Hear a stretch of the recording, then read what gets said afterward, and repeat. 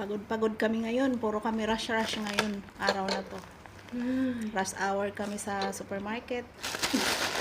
Rush hour kami sa ano. Namili kami ng aming mga kakain-kainin. Mayroon kaming nabiling tang. Mayroon kaming pantit ka. Indomie pala to, hindi pansit canton. Ay, ito yung may sabaw. Pantit canton. Pakanton. Ayan, kalamansi. Ito pagkain din to, palaman. Palaman to.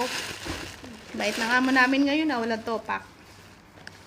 Meron pa kaming shampoo. Meron pa kaming conditioner. Saan ka pa?